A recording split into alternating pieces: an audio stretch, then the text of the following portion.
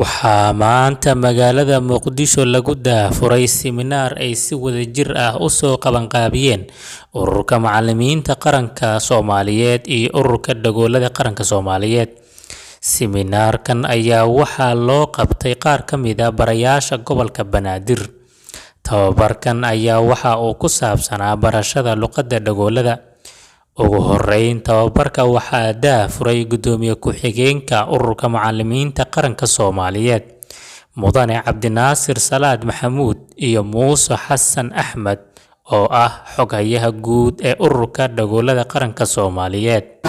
Bismillahirrahmanirrahim. Alhamdulillahi rabbil alamin. Sallallahu wasallam wa baraka ala ashrafil anbiya wal mursalin sayyidina wa nabiyina Muhammad wa ala alihi wa sahbihi al-kiram ajma'in. Ba'd. Awwalan assalamu alaykum wa rahmatullahi wa barakatuh. Waxaan rabnaa inaan ku soo dhaweeyno tababarkan insha Allah taala. Tababarka wuxuu inoo socon doonaa haddii Ilaahay yiraahdo 25 bari. waxaana lagu baran doonaa sign language ama luqadda dadka maqalka la. waxaad nasiib u yeelateen inaad tababarkan dadkii ugu horeeyay oo runtii ah dad aan dhihi karno waa dad caadi ah lixdood laxaad qabo oo tababarkan ka faa'iideystay inaad tihiin ayaa runtii nasiibkaas ay yeelateen. marka in laga faa'iideysto si bulshadeena inteeda kale oo fursadan ama u baahan baahidan inaan uga faa'iideyno hadduu Ilaahay yiraahdo. tababarka kadib waxaan rajaynaynaa in insha Allah taala deegaanadii iyo gobolladii iyo dugsiyadii ee baahidan ay ka jirto inaan insha Allah taala aan door lixaad ka qaadano. tababarku waxaa iska kaashaday Ururka Macallimiinta Qaranka Soomaaliyeed iyo Ururka Dowladda ayaa tababarka iska kaashaday. codsi noogu yimid darteed ayaan arintaas u fulinay. waxaan rajaynaynaa marka in arintaasi aan ka faa'iideysano xilliga kooban iyo muddada kooban isla joogno inaan wax badan kala faa'iideysano ayaan rajaynaynaa. waxaa sidoo kale ka cudur daaranaynaa xogaay gaabkii la galay waa ka cudur daaranaynaa sababo jir awgeed. Soomaalida inta badan waa iska taqaanaa waxa markaa sameynaysid waxaa la rabaa inaad u sameysid Ilaahay dartiis waxaa la rabaa inaad u sameysid sababtoo ah adduun iyo aakhiraba waxaad ka helaysaa ajir. laakiin camalka aad qabanaysid haddoo noqoto camal istus ah ama dad iska riix ah ama tartan uu ku jiro meeshaas waxaa waaye wax badan ayaa imaan kara. marka waxaan rabnaa waxa aan qabanayno ikhlaas iyo Ilaahay dartiis inaan u qabanno bulshadeena u adeegno waajibaana saaran mar kasta. waajibkaasna insha Allah taala inaan isku garabsano isku kaalmeeno. Ururka Macallimiinta Qaranka Soomaaliyeed waajibka ugu weyn ee saaran waxay tahay tayeenta iyo tababaridda macallimiinta meel kasta oo joogaan haddii aalad xirfadooda haddii aalad aqoontooda haddii aalad tayadooda intaas waa waajib na saaran. waxaan rajaynaynaa idinkana mas'uuliyaddaas saacadan inaad idinkana xambaartiin oo tababarka kadib maadaama hadda macallimiin shaqeeya aad tihiin waajibkii hore idin saarnaa waajib labaad ayuu idin noqonayaa oo ah inaad xirfad gaar ah oo xirfadiina hore ka baxsan aad barateen. maadaama marka cilmigaas aad barateen wuxuu rabaa dabaqid iyo dhaqangelin. marka waa mahadsantihiin waan idinkaga mahadcelinaynaa waqtigiina qaaliga aad noo soo horteen. assalaamu calaykum waraxmatullahi wabarakaatuh. maanta waxaynu bilownay tababar lagu baranayo luqadda dadka maqalka la taas oo loo yaqaano sign language ama luqatul ishaara. waxaa tababarkani iska kaashaday Ururka Dowladda Qaranka Soomaaliyeed iyo Ururka Macallimiinta Qaranka Soomaaliyeed. tababarkani wuxuu soconayaa muddo 25 maalmood ah. tababarkani waxaa lagu diyaarinayaa macallimiintii wax bari lahayd ardayda maqalka la ee Soomaaliyeed. waa tababar qiimo badan. waxaan rajaynaynaa mar dhow in caruurta maqalka la ay helaan waxbarasho la mid ah midda ay haystaan caruurta kale ee maqalka leh. waxaan maartay rajaynaynaa in barnaamijkan guul inagu dhammaan doono insha Allah. Ugu dambeyn, daahfurka siminaarka kadib waxaa goobta mahadcelin kooban ka jeediyey qaar ka mid ah barayaashii ka faa'iideystay tababarka. aad ayuu mahadsan yahay macalinka.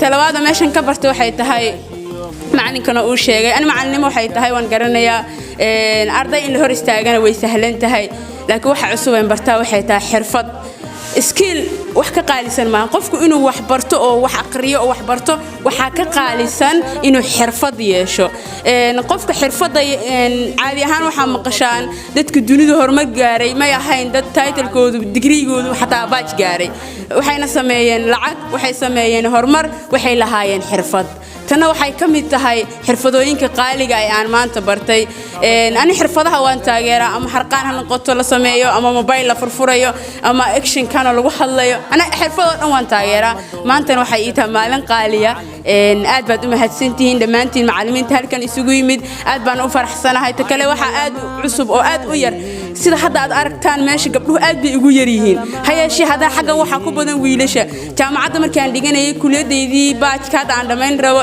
biochemistry-ga kaligay baa gabar ku bilaabay waxa igu xigay gabadhaas bay ahayd markaan dhiganayay iskuulkayga waxaan ahaa gabadh markay taabuurka isku qorto ama ay barnaamijka samaynayso la eego waay macnaha way yaraayeen galaaska haddana maxaa doonaysaa gabar baa ahayd hadda marka dambe waxaan u istaagayaa birito idii ilaahay ii fuuday wiilal dhagoola waxay qabsan doonaan ma garanay aad aad maasantihiin waxaan mahad iska leh ururka macallimiinta qaranka Soomaaliyeed iyo ururka dhagoolada oo iska kaashadeen inay noo sameeyaan maadaama annaga aan nahay macallimiinta Soomaaliyeed tababar lagu horumarinayo aqoonta macallimiinta kaas oo loogu faa'iideynayo ardayda maqalka la oo ee Soomaaliyeed xaqna u leh inay wax bartaan macallinka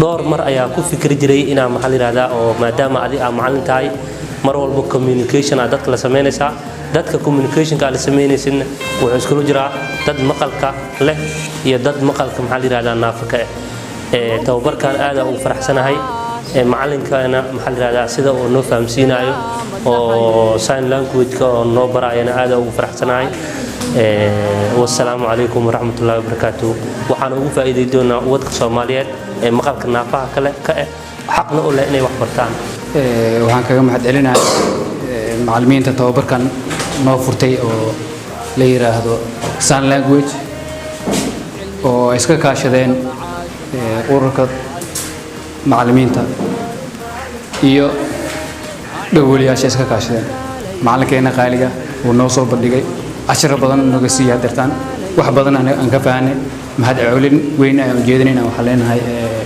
قام فرن صود بعد علينا وإحنا كم مكان النوز زيادين.